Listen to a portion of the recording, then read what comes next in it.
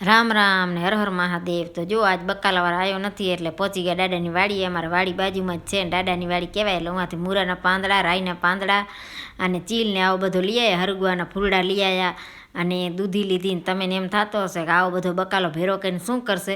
તો આ બધા આપણે એવા નવીન નવીન શાક કરવાનું છે। હવે એને પપ્પાની નથી ઘરે અમદાવાદ ગયા છે એટલે આવો શાક કરીને તો હાલે ને કાંઈ એ ના ખાય કે આ શું રાઈના પાંદડા અને મૂરાના પાંદડા આવા શાક કરો છો કે અમે ના ભાવે।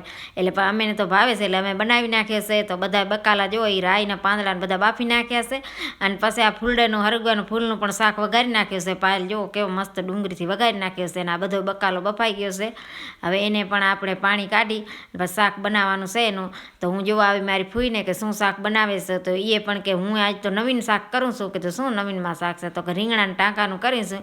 એટલે છોકરી સામે લીધી ટક્કરી કે હવે દાદી કે મારો શાક ધજ બને છે, છોકરી કે અમારો ધજ બને છે, હવાદ કયો શાક દેશે। એટલે આવા અનોખા શાક કર્યા છે જુઓ તમે।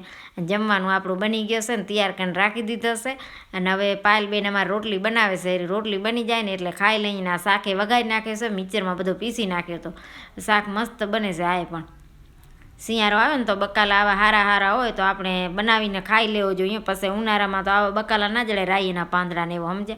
તો મસ્ત ખાવાનું થઈ ગયું આપણું તૈયાર જુઓ। અને આમાં આપણે અડદિયા હજી પડ્યા છે, એકે વાર તો અડદિયા ખવાય નહીં, એમાં અડદિયા આપણે પડ્યા છે, આમાં પાપડી છે ને આવું બધું આપણું ખાવાનું છે। અને આ અમારે સયાબેન જુઓ એ ચેનલ લઈને બેઠા છે કે હું હવે આમ જુઓ અનોખો કરવું કે મેં હાથમાં કોણ નથી જલાતો સમજ્યા। તો પછી એને બે પગે વચ્ચે રાખીને મહેંદી કાઢે છે જો અને પછી લગાવે છે કે દાદી જુઓ હું કેવી રીતના મહેંદી લગાવું। મેં તું સારી રીતના લગાવો છો। અને પપ્પાની ગયા છે અમદાવાદ તો અમદાવાદથી વરી આવે છે તો મીઠાઈ ને વેફર ને છોકરી હારું લઈ આવે છે। તો આવી મહેનત કરીશું ને વિડીયો બનાવીશું તો લાઈક શેર ને સબસ્ક્રાઈબ કરી નાખતા જાઓ।